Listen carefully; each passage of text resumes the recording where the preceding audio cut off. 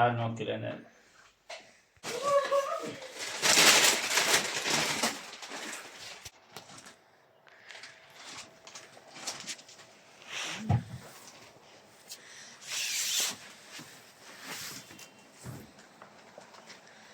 جايبين هنا عارف برضو الأنابيب، هننضف له البرميل الكبير ده ونحطه فيه. هنوكل الأنابيب بس في الأول وبعد كده نشوف.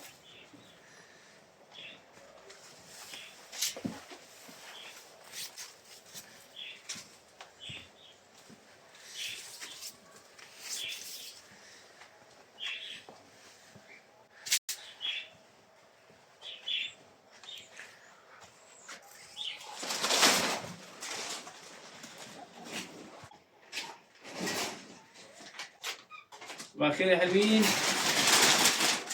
شوفوا بس هذا خلص.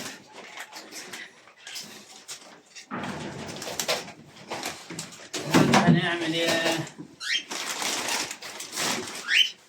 قلت معايا بعد كده نديها دور نظافة وش نظافة. والحمام باضت بيضة تانية هنا اهي، المرة اللي فاتت خسرت.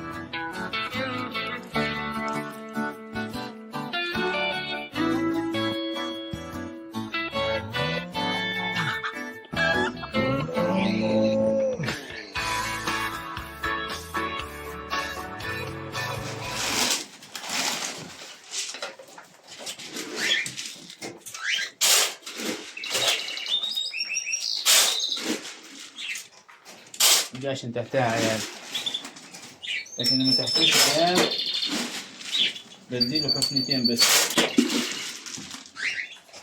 دي كانت والدة واحد بس وسقع ومات.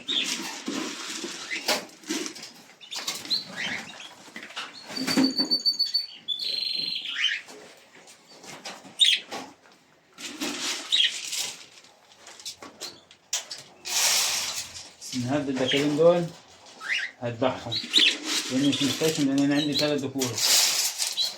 بس الأول قبل ما أذبحهم لازم أوكلهم وأشربهم. الأنابيب الصغيرين دخلوا عند التانيين. يعني بص هنا زي كنت حاطط 3 هنا و3 هنا، كلهم دخلوا هنا، فلازم نرجعهم تاني. تعالوا هنا، تعال هنا، تعال هنا. أمهم كانت والدة كتير فحشتهم من ورا أمهم بسرعة، ما قعدوش يعني الوقت الكافي.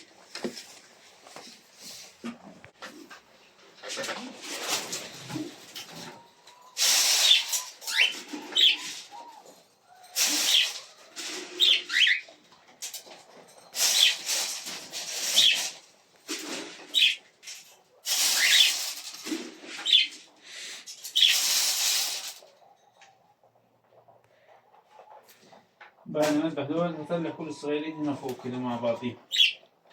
المفروض الشعر ده كله ده يتحرق عشان ما يشوف. وهنا طبعا بعد ما شلت الدكارين اللي كانوا هنا كده اللي شفناهم في بداية الفيديو، حطيت مكانهم الانتاج اللي عندي. طبعا هم صغيرين، المفروض ان انا ما احطش كل واحد لوحده عشان خاطر ايه الجو بارد دلوقتي. فحطيت 3 كده بحيث ايه او واحدة كبيرة و2 صغيرين معاها اهو.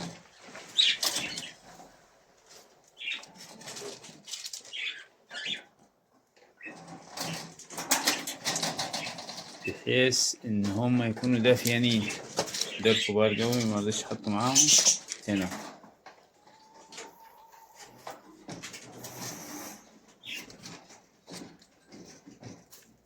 الألوان حلوة خالص المرة دي.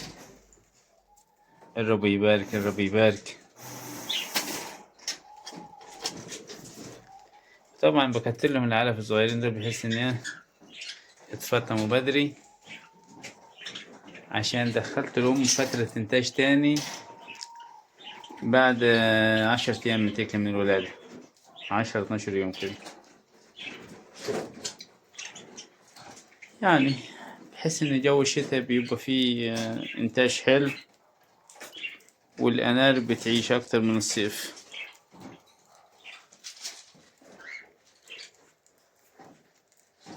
طبعا كل الملونين دول هندخلهم فترة إنتاج عندنا، أو نخليهم للإنتاج يعني.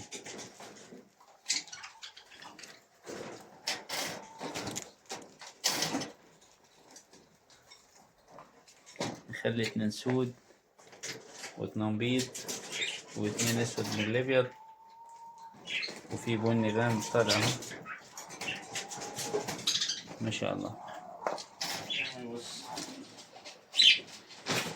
بالنسبة للحمام بوكله كل شوية تحته.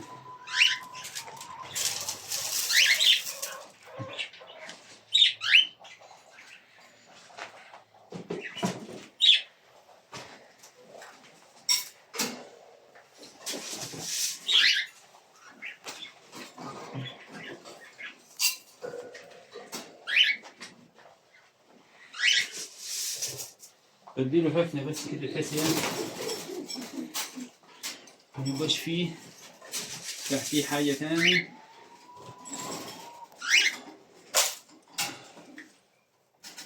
بالنسبة للعصافير حط لها من ده كده، سبتهم فترة بيتسوسوا، بس عادي يعني ياكلوا منهم لغاية ما يجيب لهم حاجة تانية جديدة.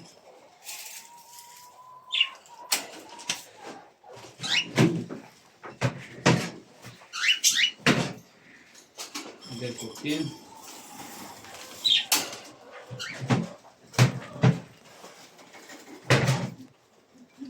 وده الكوكتيل التاني.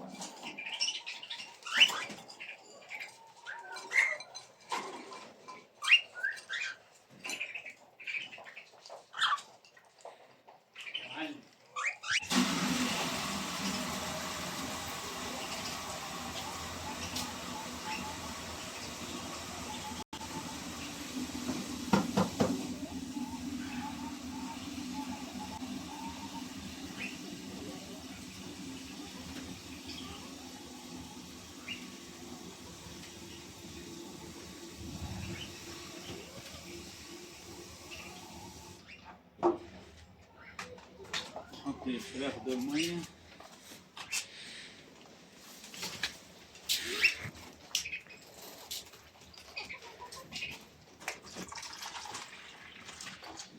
نبدأ ننظف تحتيه. نحط الأنارب،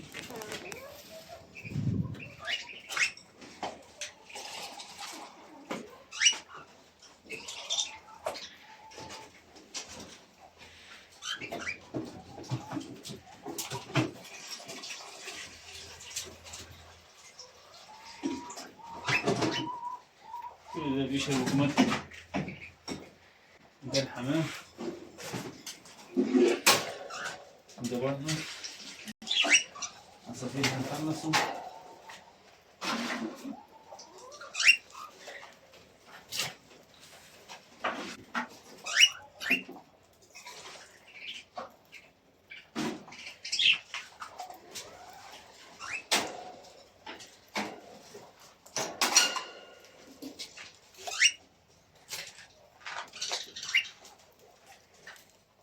كانوا عاوزين غسل في الأول.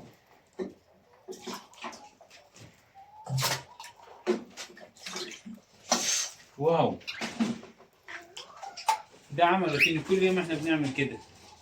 ما عملناش كده الصبح نعمل كده بالليل، بحيث ما يبقاش فيه جو من الجوع والعطش. ده طبعا عيش ناشف بنديله الأنابيب زي كده اهو مع العلف. لازم يكون ناشف عشان لو لين أو لسه كده هيعمل مشاكل في بطن الأرنب. أول ما تحط لهم العيش هتسمع القرمشة من آخر الدنيا.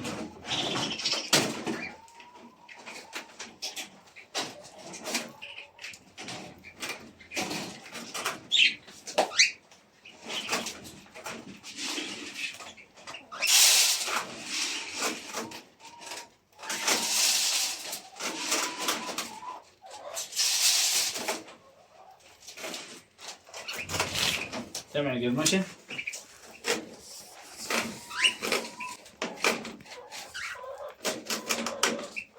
هياكل شوية شاي، سيبنا شوية هياكل.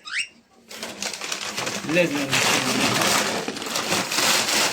نجيب هنا بس عشان ياهم قليلين، راح نديها شوية نظافة. تعال نحط الفراخ أكتر الأول.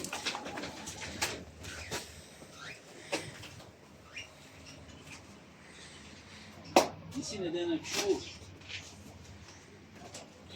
الفراخ بدينهم كده على طول.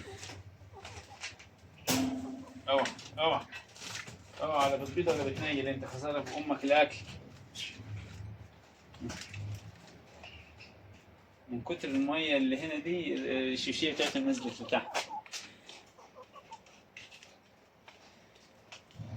غريبة الفراخ دي، مع انها عندها 4 صوابع بس مش 5 زي الفراخ العادية.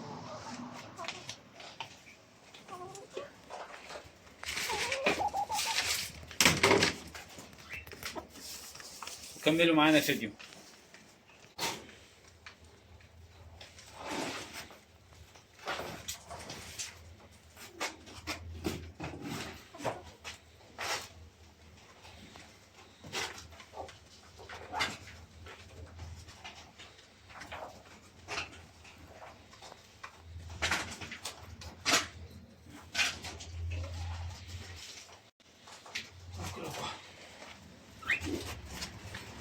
جيت على نطرة والدنيا غزت. هلا استنى بس كده شوية كده بس كده. لا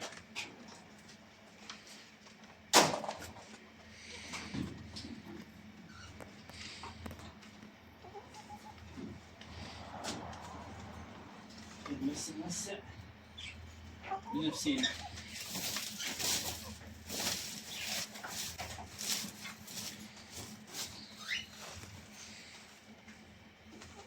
روزي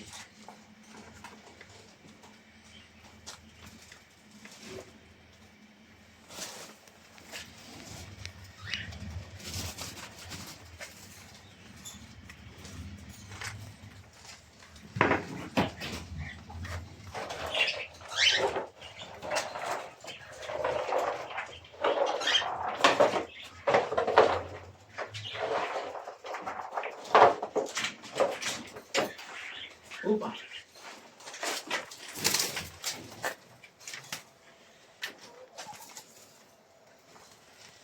كده هو بينشف جوه الشوال يعني.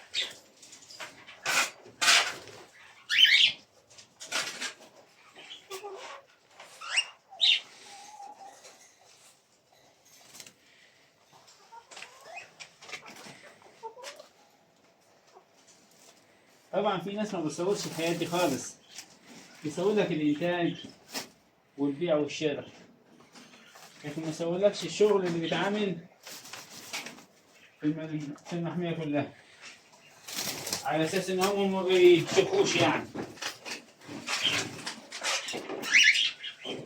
لازم كل حاجة عايزة تعب.